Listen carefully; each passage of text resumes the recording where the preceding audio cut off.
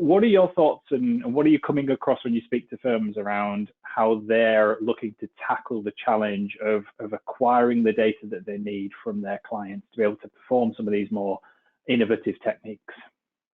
I think the data acquisition is still one of the biggest hurdles that a lot of firms are running into.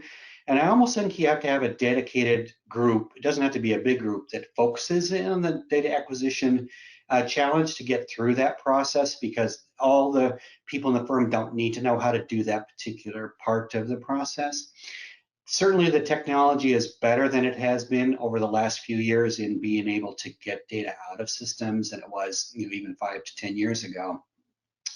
One of the issues about getting the data out and being able to get a lot of value out of it, though, is companies acquire different companies and they have different accounting systems all across their organization. So you might figure out how it comes out of one, but they have maybe 4 or 5 different accounting packages. And how do you then put that data together in a sensible way so that you can look at the composite of the data rather than individually at the data? And that's where the standardization comes in that we've, have been kind of working on a little bit. So I think it's still a challenge. I think it's getting better. People are looking for ways to have a tool do that for them. There are ways to do that, but I think it's still the biggest hurdle that firms are getting through. So. Yeah, we see quite a broad spectrum in that space in terms of, I think that it depends on the territory as well, to be honest, in terms of how mature the client base is in one hand. So how familiar are the client in actually extracting the data that an accounting firm wants from them and providing it? I think the US is quite mature in terms of that clients have for a long time provided this kind of information to their CPA, to their auditor. We don't necessarily see that in all territories around the world. We might have less mature territories where clients actually, their first question is, what is this information that you're asking me for? How do I actually even provide this information to you?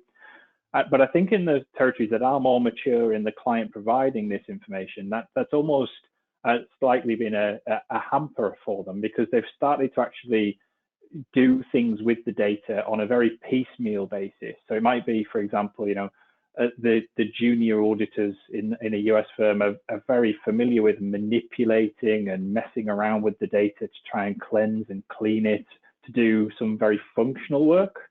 But it's not actually that really scalable, consistent data.